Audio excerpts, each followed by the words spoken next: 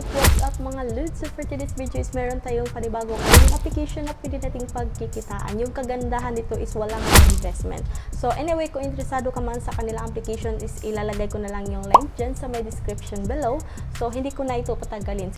So yung pag-usapan natin today ay si Monster Merge Evolution. Yung kanilang developer ay si Sling Studio. And dito naman makikita natin sa kanilang ratings na medyo mataas na din yung ratings dito. So meron na siyang total of ratings is 4.2 stars and meron na din siyang total reviews na 1k reviews. So total downloads is 100k plus downloads. So anyway, about this game is na-release siya noong September 22, 2023 and updated naman siya is November 23, 2023. So hindi na natin to patagalin. Kung gusto nyo i-try, ilagay ko na lang din yung link dyan sa my description below.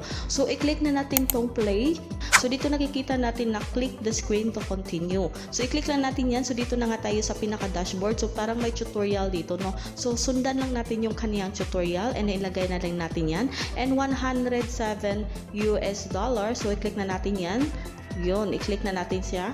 Okay, so parang i-ganon lang natin siya, parang i-merge lang natin silang dalawa. So ganon lang siya ka-easy. So upgrade successful na nga tayo. So meron tayong na-receive dito na coins is plus 200 coins, plus 3 na diamond, and meron din siyang parang money na plus 28 USD money. So pwede natin siyang i-times to yung ating mga nakuha dito kapag manood lang tayo dito ng ads. Okay, so i-click na natin yung ads para mag-times to na agad yung ating pera dito. So meron tayong panoorin na ads na 30 seconds. So which is kailangan talaga natin tapusin para ma-receive natin yung ating nakukuha doon. So mismo yung ads din naman yung nagbabayad sa kanilang application. So dito din nila kinukuha yung mga pambayad nila sa mga gumagamit sa kanilang mga application.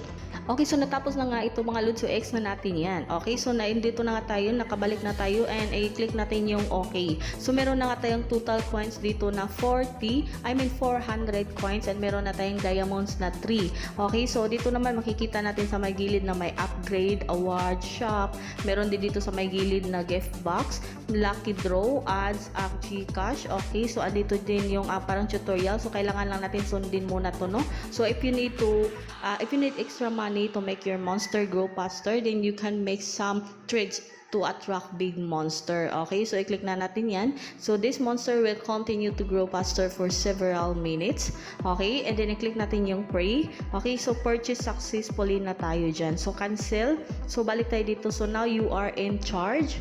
Okay, so andito na nga tayo, kailangan na natin gumawa ng sarili nating diskarte kung paano natin siya laruin. Okay. So andito na nga tayo, nag-click na ako dito. So yun, meron na tayo dyan ng parang peng. So hindi natin siya pwedeng i-merge since yung kulay nito is magkaiba. So click pa tayo ulit ng isang object. So andito pwede natin silang i-merge dyan. Okay, andito naman is pwede natin siyang i-merge. Okay, ganun lang siya ka-easy mga Lods maglaro dito sa kanilang game. I'm sure na mag-i-enjoy din yung mga bata sa ganitong mga game.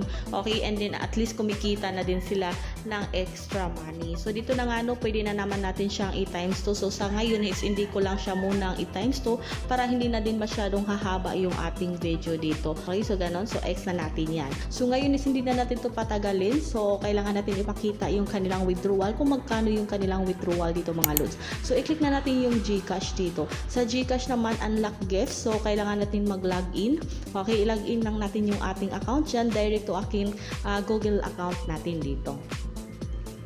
So andito na nga choose an account to continue to Monster Merge Evolution. So i-click na natin yung ating Google account and then para makapag-proceed na tayo sa pag-login. So welcome back. So meron na nga tayong nakukuha dyan na income times 3. Okay, so kailangan lang natin i-X muna to and then nakapag-login na nga tayo. So meron pa din siyang ads na lumalabas. So X lang natin yan.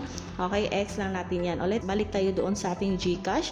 And ngayon para ma-unlock natin yung ating Gcash na makapag-withdraw tayo, kailangan talaga natin manood ng lucky draw ng 6 times. So andito yan mga Lods, kailangan yung mag-spend dyan ng lucky draw 6 times. So ayun, nakapag-spend na nga ako ng pang-5. So ngayon mag-spend tayo nandito ng pang-6 na spend. Ito yung aking last na spend para ma-unlock ko na din yung aking Gcash for withdrawal. So ito na nga yung pang-6 na spend. So kailangan lang natin mag-start ASAP, no? So, andito meron tayong nakuha dito ng 15 minutes income. So, congratulations. So, ngayon is meron na naman siyang panibagong ads na nag-pop up. So, which is tatapusin ko naman siya para makapag-proceed na tayo doon sa ating withdrawal for GCash withdrawal. So, ngayon mabilis lang naman siya. So, X na natin yan.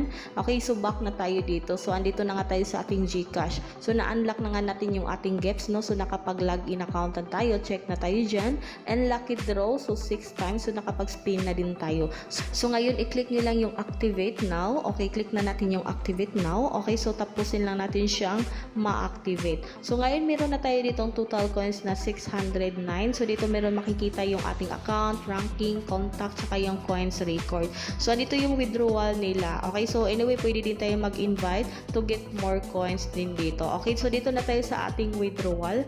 So, dito sa ating withdrawal is pwede kayo makapag-withdraw direct to PayPal or GCash, PRD na saka yung TRX Strong. Okay, so kadalasan lang naman yung ginagamit natin is PayPal or GCash. Okay, dito muna tayo sa ating PayPal. Kung gusto yung GCash, I mean yung PayPal na withdrawal, is kailangan nyo lang yung ilagay yung email ng PayPal nyo. Andito nyo, no? Meron kayo nakikita dyan na yung 10,000 coins is makareceive kayo ng 0.65 USD. And dito din is merong 0.8 USD yung 12,000 and 32,000 is 2.5 USD hanggang 14.5 USD. Okay, so anyway, back tayo dito and doon tayo sa ating GCash account. Okay, sa GCash naman is minimum of 10 pesos lang. So, kailangan nyo lang makakuha ng 3,600. Meron din siyang 8,000 na 24 pesos and 36,000 is 150 pesos and then 110,000 which is ito yung 500 pesos na maximum nila for withdrawal sa GCash. Okay, so para makapag-withdraw kayo, ilagay nyo lang yung GCash phone number and then yung GCash name nyo dyan. Anyway guys, kung bago ka man sa aking channel is wag mo na din kalimutan i-subscribe, i-click yung bell para palagi kang ma-notify once meron na tayong proof of withdrawal dito sa application na ito. Pero I'm sure legit na legit 100% yung kanilang application. So yun lang, salamat!